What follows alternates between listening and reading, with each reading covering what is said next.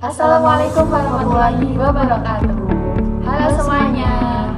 Perkenalkan, kami dari kelompok 2. Nama saya Sedatul Mulia Apratif 1092 dan juga rekan saya Beragam Musyawarah dan akhir-akhir 1087. Jadi di sini kita akan membahas materi tentang peran ulama dan juga negara otoriter. Yang pertama kita akan membahas tentang peran dari ulama.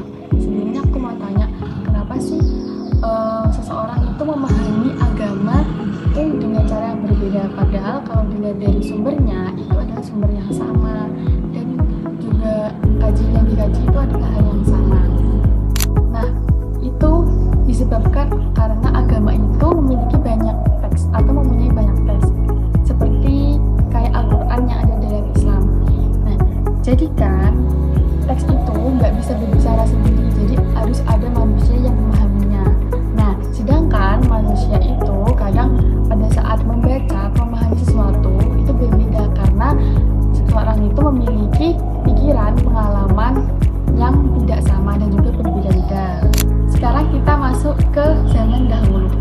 Banyak tafsir agama yang kita kenal hari ini itu berasal dari zaman pertengahan. Nah, di masa itu belum ada HAM, terus belum ada hukum internasional dan juga masih banyak peperangan.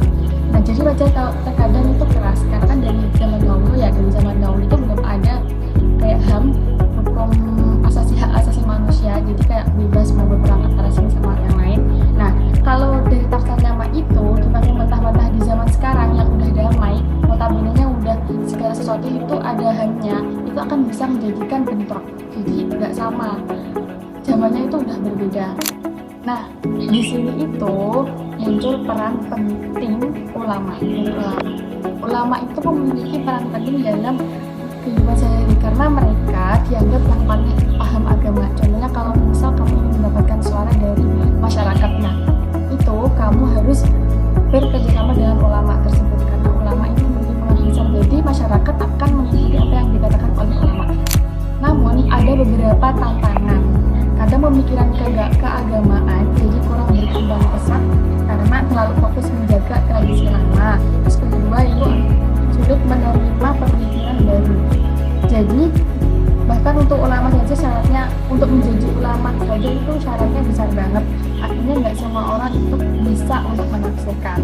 Akibatnya pemikiran itu jadi cenderung stagnan dan agak sulit untuk berkembang. Kenapa bisa muncul tafsir keras? Karena ada beberapa kelompok itu dalam menafsirkan ayat dilakukan secara ekstrim. Biasanya mereka hanya menafsirkan satu ayat Al-Quran, terus tidak memperdulikan konteks sejarah yang terlebih dahulu. Terus yang ketiga, mereka menganggap bahwa zaman sekarang itu kondisinya atau situasinya itu sama seperti zaman dahulu. Nah, contohnya ketika mereka menafsirkan ayat perang, itu mereka menganggap bahwa kondisi tersebut bisa berlaku di semua situasi atau semua zaman. Nah, padahal ada beberapa ulama lain yang menekankan bahwa ayat itu memiliki konteks tersendiri dan juga tidak bisa digunakan sembarangan. Makanya, satu ayat itu bisa dipahami yang pertama sebagai ajakan atau yang kedua sebagai ajakan untuk berbuat kekerasan.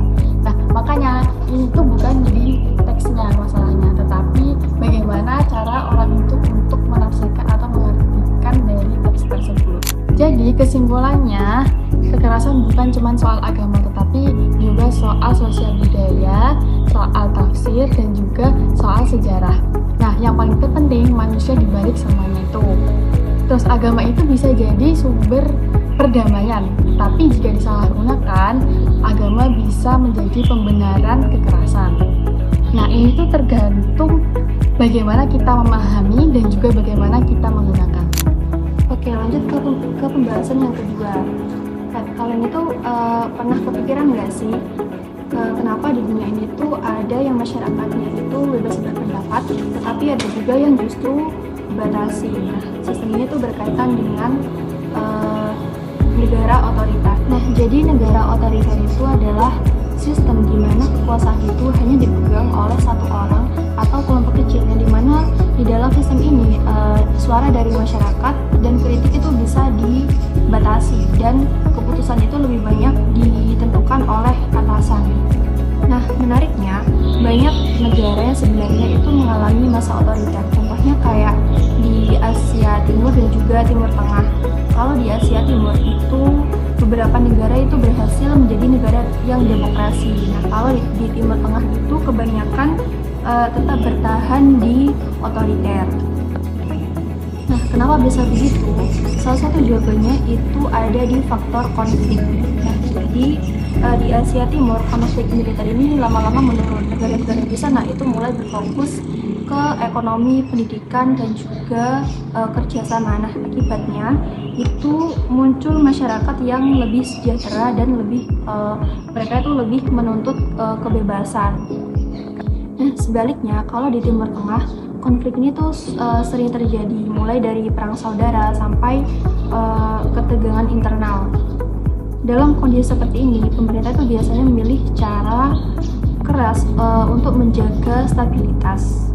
Nah, ini tuh bikin demokrasi menjadi kurang berkembang. Nah, yang kedua itu dari faktor ekonomi. Ini tuh juga sangat berpengaruh besar. Di beberapa negara Timur Tengah, sebagian besar pemasukan negara itu bersumber dari minyak, yang artinya pemerintah itu tidak terlalu bergantung pada pajak rakyat. Nah, akibatnya tekanan dari masyarakat itu jadi lebih kecil. Nah, ini tuh berbeda dari sistem negara industri, yang dimana kalau negara industri itu rakyatnya itu lebih aktif untuk menuntut hak karena mereka itu ikut berkontribusi langsung lewat pajak. Di beberapa negara, agama itu juga berperan di dalam dunia politik. Kadang jadi kekuatan perlawan, tapi kadang juga membuat konflik itu jadi makin kompleks kalau bercampur dengan kepentingan kekuasaan. Nah, kalau kita tarik ke pembahasannya sebelumnya, ini itu berkaitan dengan cara orang memahami dan juga menafsirkan sesuatu, termasuk agama dan ideologi itu. Karena yang pada akhirnya yang menentukan arah sebuah negara itu bukan cuma dari sistemnya, tapi juga dari cara manusia itu berpikir dan mengambil keputusan di dalamnya. Nah, jadi kesimpulannya, negara otoriter itu tidak muncul karena satu alasan saja, tapi karena ada beberapa faktor yang saling berkaitan, mulai dari faktor konflik, faktor ekonomi, faktor pengaruh dari luar, sampai dari cara berpikir masyarakatnya. Nah, makanya untuk memahami sebuah negara, kita itu nggak cuma melihat dari sistemnya, tapi harus melihat dari cerita besar di baliknya.